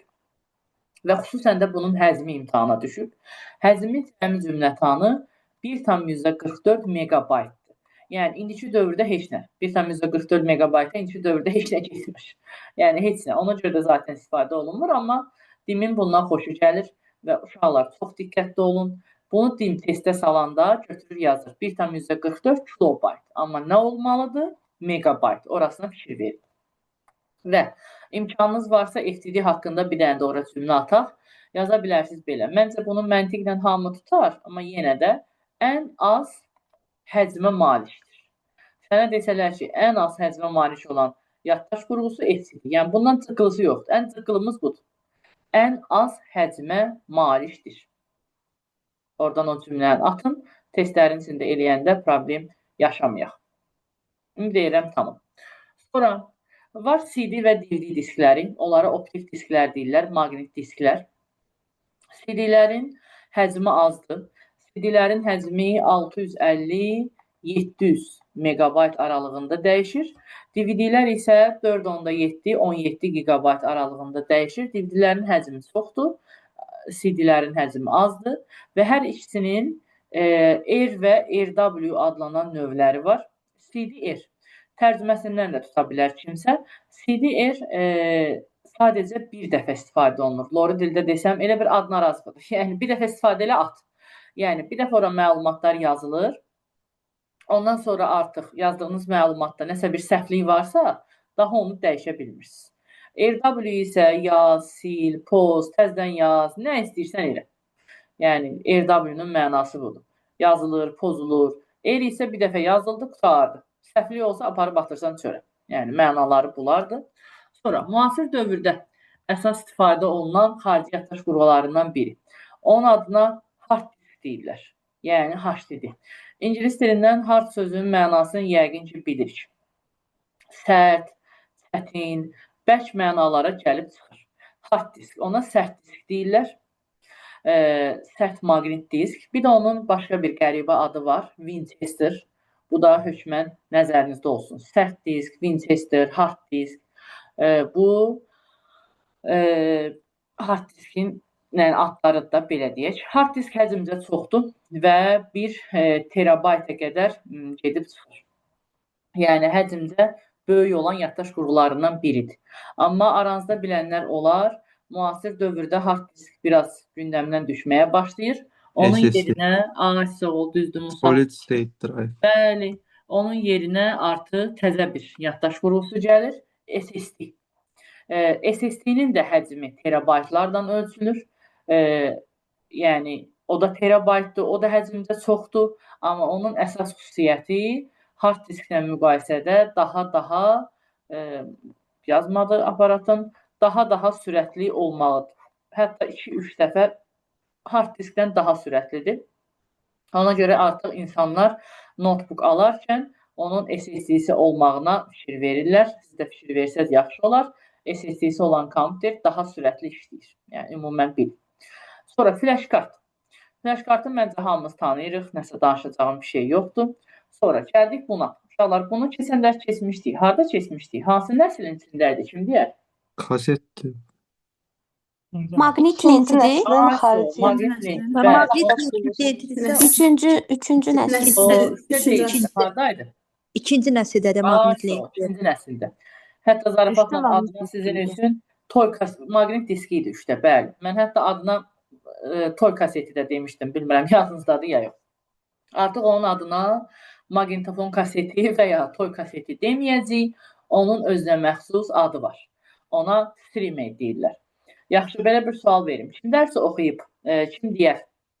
Streamer ardıcıl müraciətli xarici yaddaş qurğusudur, yoxsa birbaşa müraciətli xarici yaddaş qurğusudur? Kim oxuyubsa deyə bilər.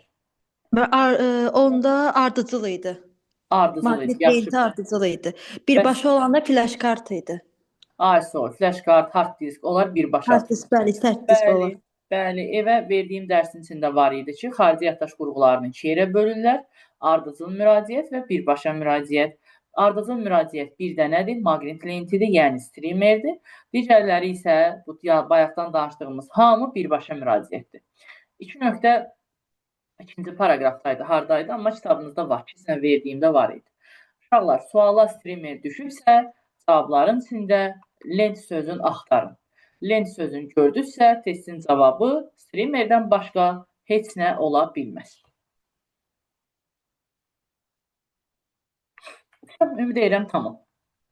Bir 5-6 dəqiqədə bunlardan danışım. Keçən dərs biraz danışmışdım, biraz da bugün danışım. Periferiya qurğuları. Danışmamışdan əvvəl bir şey deyim. Birdən axırda riski hamı birdən gedər, nəsə olar, qalmaz. Sözüm yarımçıq qalır. Az əvvəl dərsin əvvəlində bir tələbə dedi, nə bilim, qrupa qoşulmaq, nəsə falan belə şeylər. Sözümü nəyə gətirirəm? Qruplara qoşulmağın pis tərəfində deyiləm, amma özüm olmadığım qruplara qoşulmağın da tərəfdarı deyiləm. Nəyə görə? Misal üçün, mən quiz işlətməmişəm sizə. Çünki say sistemlərinin sualların təmiz bitirməmiş quizi işləmək mənə görə yaxşı əlamət deyil. Ona görə quizi sizə göndərməmişdim. Bu dəfə verəcəm sizə quiz və qrupunuza da yazacağım ki, evdə vaxt qoyub işləyin. Sözümü nəyə gətirirəm?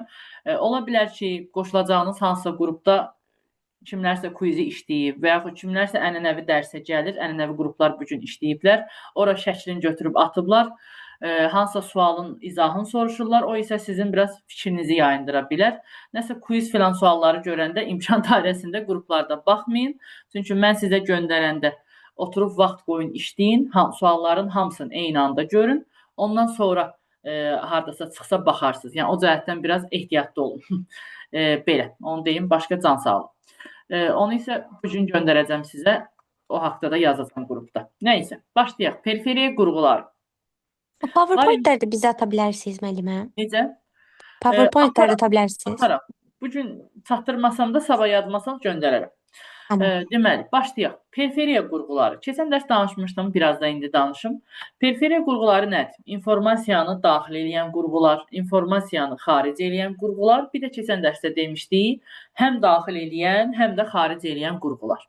Daxil etmə qurğuları, klaviatura var, mouse var, skaner var, mikrofon, kamera, qrafik planşet və s. və s. Onlara deyirlər daxil etmə qurğuları. Var skaner. Skanerlərin iki növü var. Bir, əl ilə işləyən skanerlər var. Bir də stolüstü skanerlər. Uşaqlar, əl ilə işləyən skanerləri siz daha çox marketlərdə filan görmüsünüz. QR kodları filan oxuyur. Sonra post terminallar, yəni gündəlik həyatda istifadə etdiyimiz, asan xidmətdə filan barmaq izi filan götürürlər. Həmin onlar əl ilə işləyən skanerlərdir. Bir də var stolüstü skanerlər, onları da ekranda görürsünüz hal-hazırda. Stolüstü skanerlərin də 3 növ var. Flatbed, sheetfed, bir də overhead.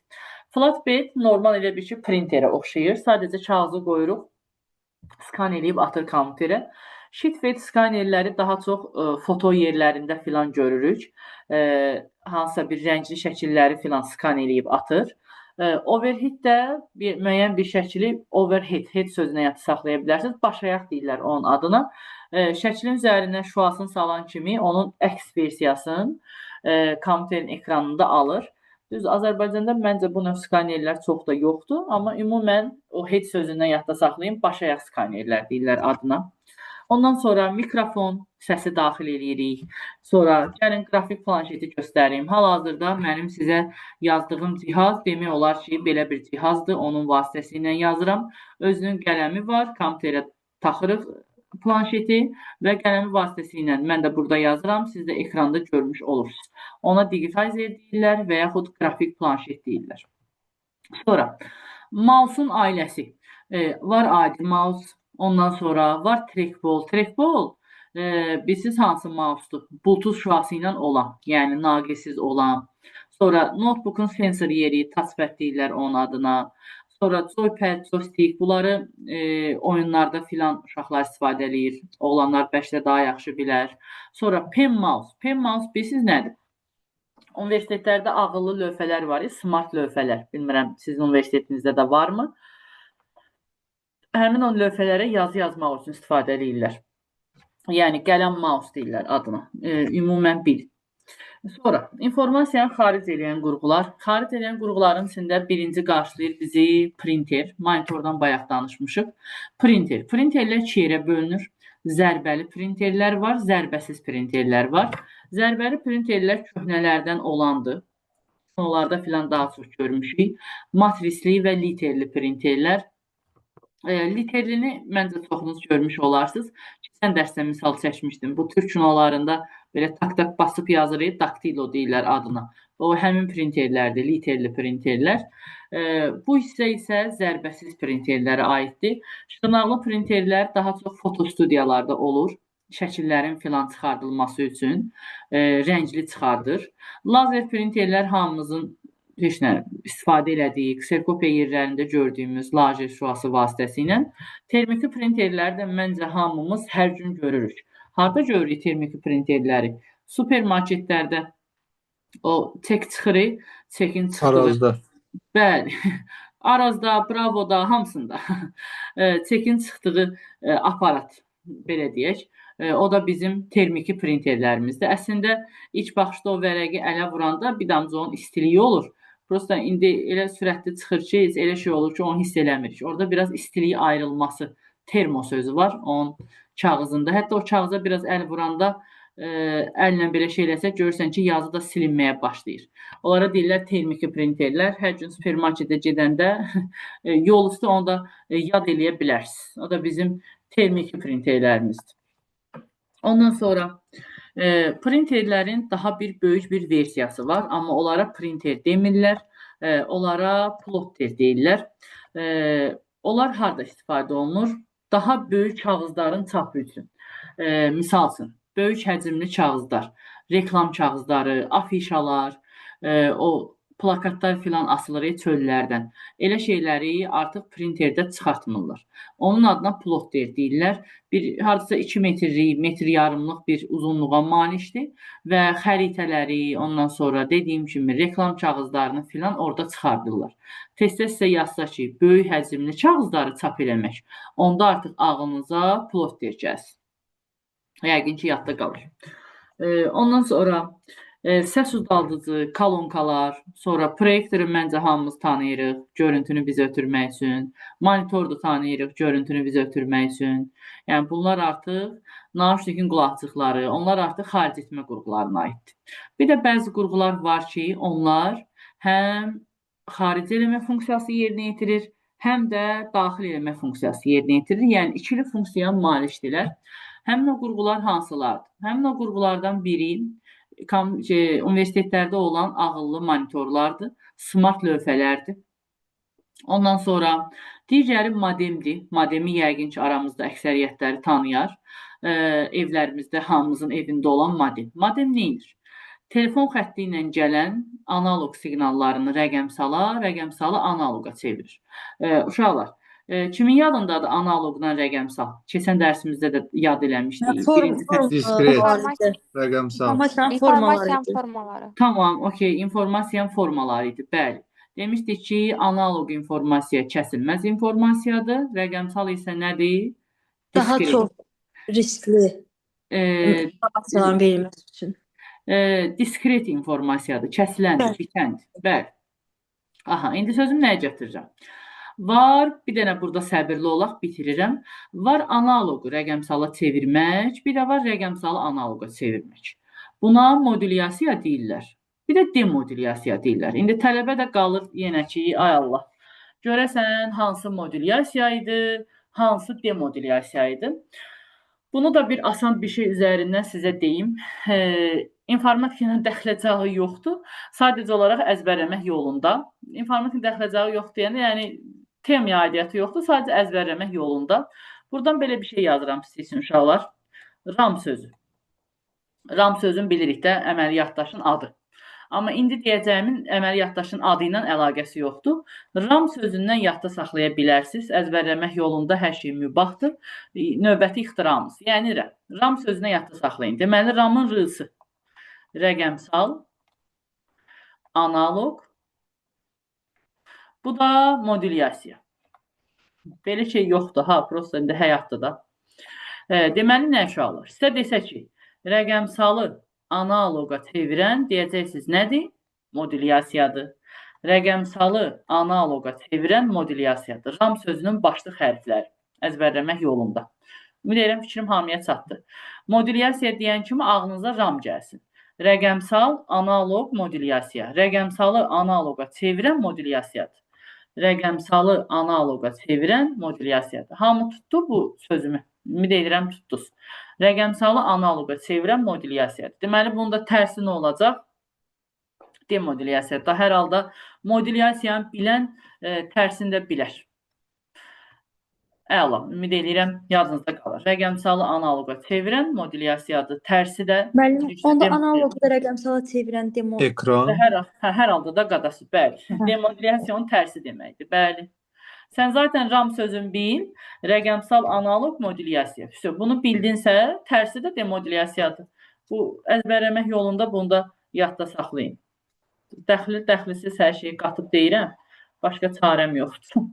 Qarışdırmayasınız deyə. Ümid edirəm yadınızda qalır. Can sağlığı. Dərsi burada bitirirəm. Ola bilər ortada bəzi şeyləri demədən keçdim. Başqa şansım yoxdur. Amma maksimum çaşdırıcı, sizə loru dildə deyə biləcəyim hər şeyi dedim. İnşallah ki, problem olmaz. Dərsi bitirərsiniz. Düzdür, testində verəcəm. Biraz çox olacaq, amma bunun testini yazmağa vaxt getmir. Çox tez qutarır bunun testini yazmaq. Plus siz çoxlu test yazmalısınız ki, bu əzbər temalar yadınızda qalsın. Yəni, başqa cür yadda qalmayacaq. Nə yazıblar ola? Analoqu rəqəmsala çevirənə demodulyasiya deyirlər.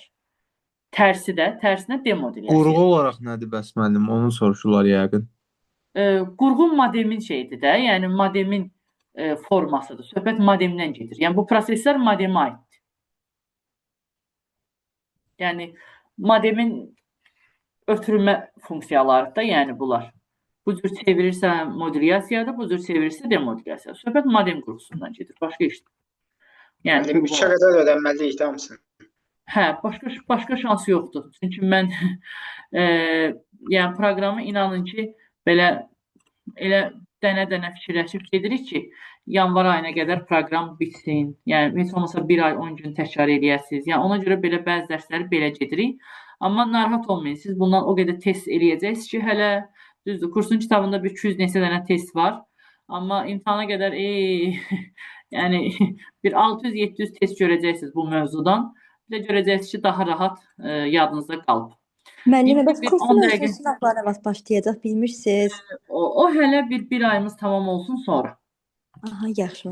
Çünki indidən biz sizə sınaq eləsək, vaxt bölgüsü cəhətdən mənasız olar. Yəni, vaxtı düz bölə bilmərsiniz. Çünki informatika misal üçün məsələlər keçmişik. İmtahanda o qədər məsələ düşmür. Yəni, sən otursan, indi sınağa girsən, informatikaya 1 saat vaxtın gedəcək. Amma o qədər vaxtın getməməlidir. Çünki informatikaya qəbulda maksimum yarım saat vaxt ayırırıq. Çünki informatikanın çox sualı nəzəridir. Ona görə biraz nəzəriyə keçməliyik. Aha. Bəs mənim açıq tipli suallar nədən düşür informatikada? Yəni, əsas nədən düşür açıq tipli suallar? Hər şeydən düşür qadası. Əsas düşdüyü xüsusi bir şey yoxdur. Məsələ də düşür, nəzəriyyə də düşür. Hər şey. Yəni, qarşılıqdır. Bəli, qarşı formada düşür. Yaxşı, sən say sistemindən də heç olmasa bir 4-5 səhvə baxaq. Bir 10 dəqiqədə sizi gözlədim. Çünki bu da qalmasın. Buyurun. Say sistemindən səhvlərimizə 242-yə qədər gəlib çıxmışdıq. Yoxsa çıxmamışdıq. Kimin yadındadır? Kim deyə bilər? Axırda ən axırıncı izah edəbilirsiniz? Ən axırıncı 242 idi.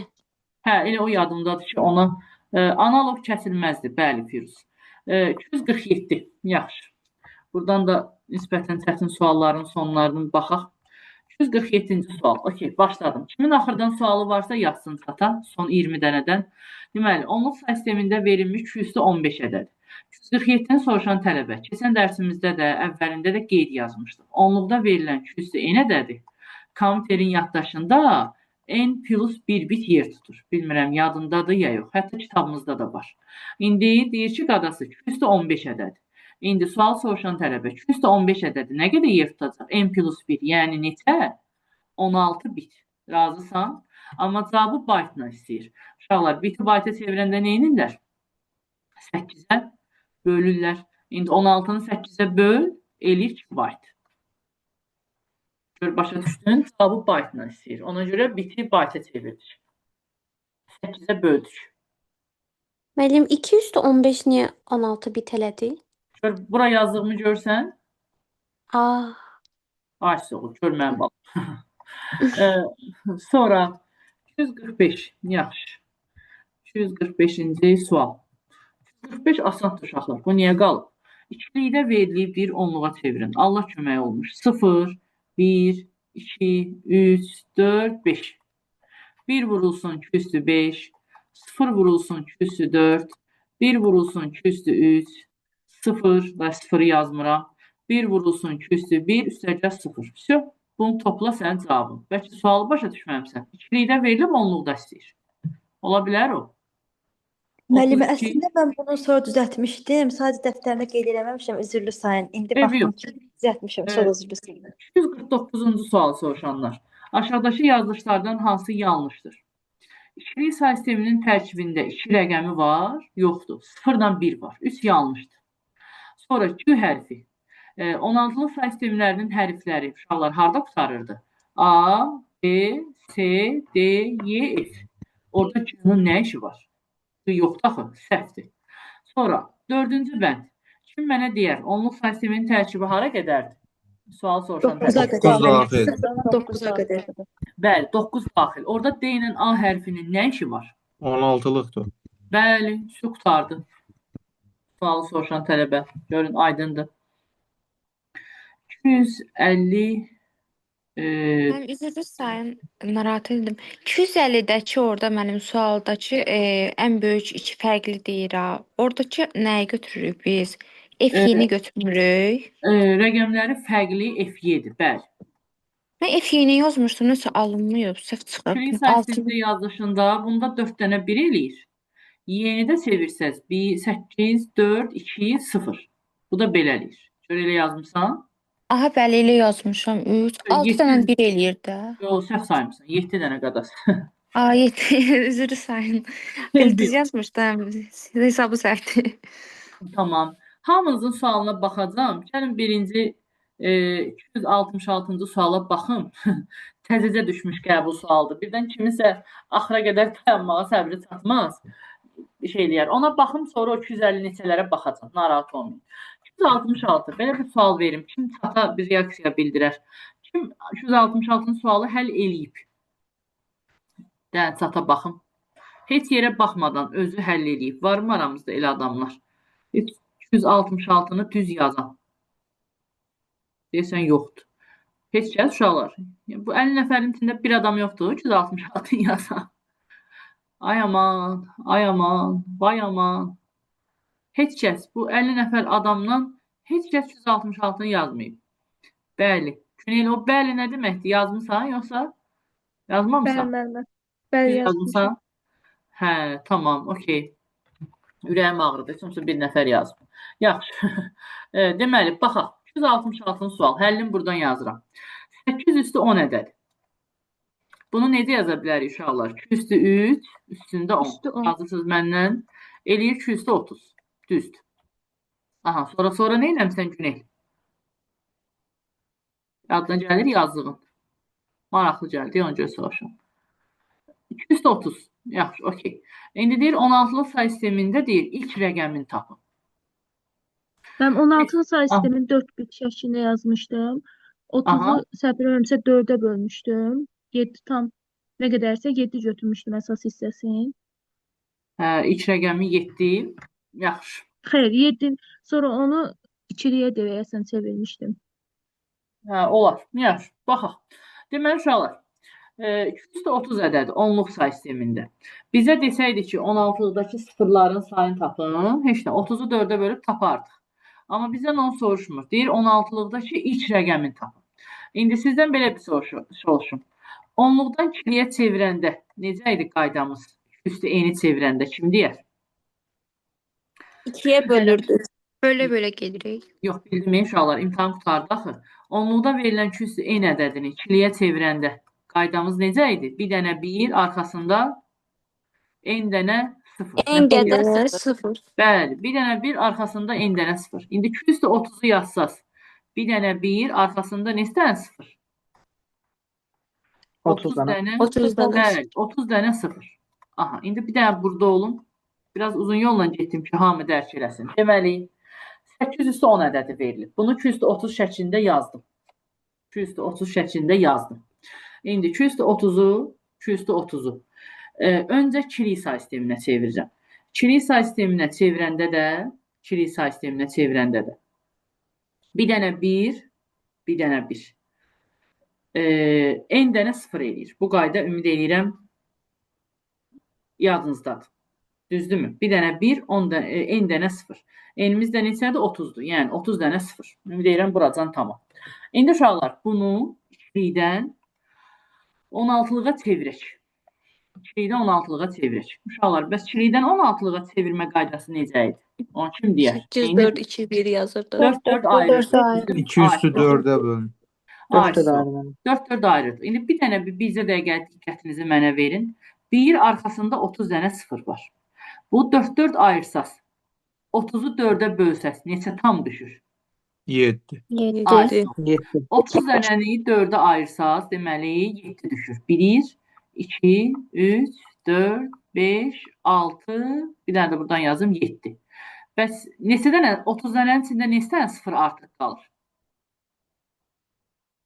30'un içində 20. dənə mənim. ay sol, 2 dənə. Baba bura qədər. 28 dənə 0 var idi burada.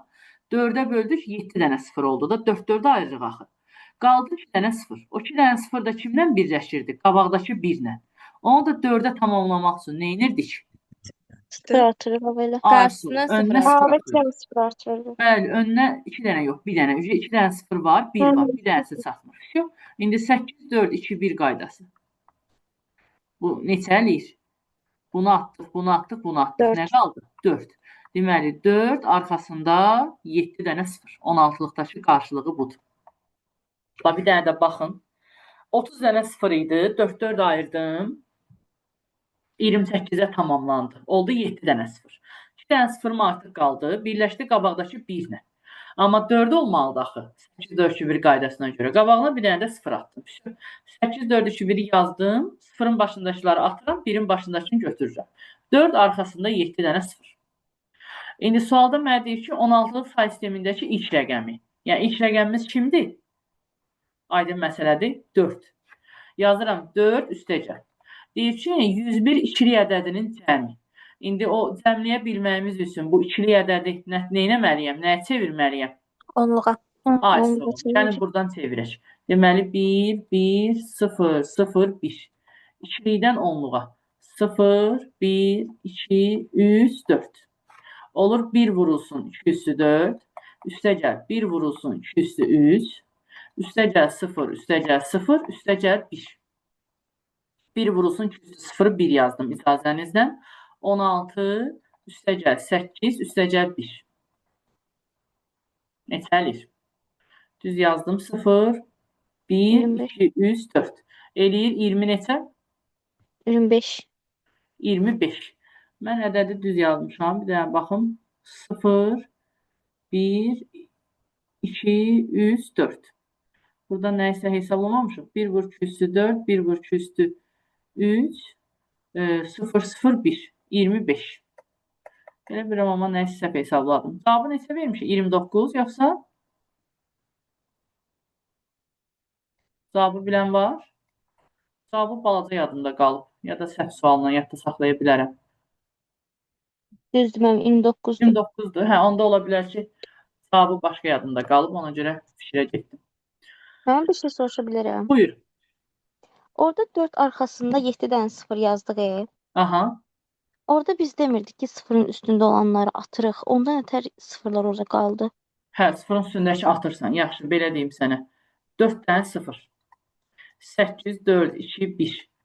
0'ın üstündəkiləri atırsan. Cəmləməyə heç nə yoxdur. Ona görə 4 dənə 0 sən 0 verir də. Başa Hər düşdüm. 0'ın yerinə bir dənə 0 yazırsan. Cəmləməyə heç kəs yoxdur da. 4, 0, bir dənə 0 verirsə.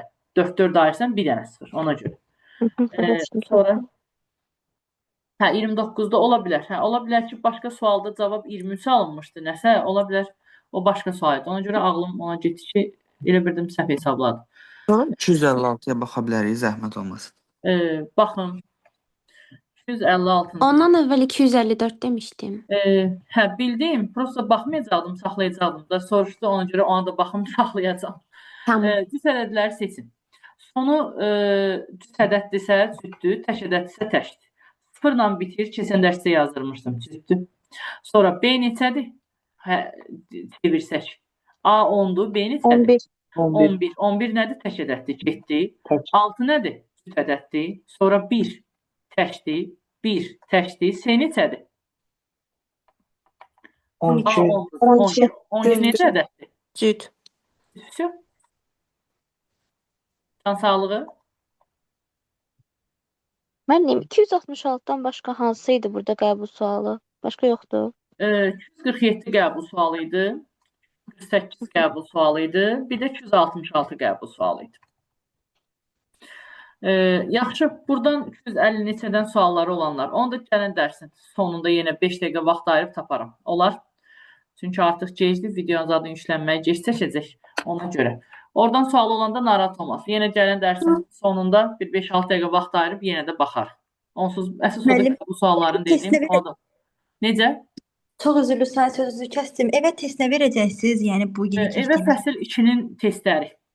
Yüngül maarif biraz az olacaq. Fəsil 2-nin testləri, bəli. İndi qrupa yazacağam hamısını. Atanda narahat olmayın. Birazdan göndərəcəm. Video yüklənsin. 4-cü günə çatacaq. Əslində fəsil 2-nin nəzəriyyəsini çatdırsaz testi çatar. Çünki testi eləməyə maksimum 2 saat vaxt gedir. Çox vaxt getmir. Misalları eləməyə çox vaxt gedir. Misalların 80 sualına nəzəriyyədən 180 sual yazmaq olar. Çatmasa da indi evi yoxda çatdıracaq. Narahat olma.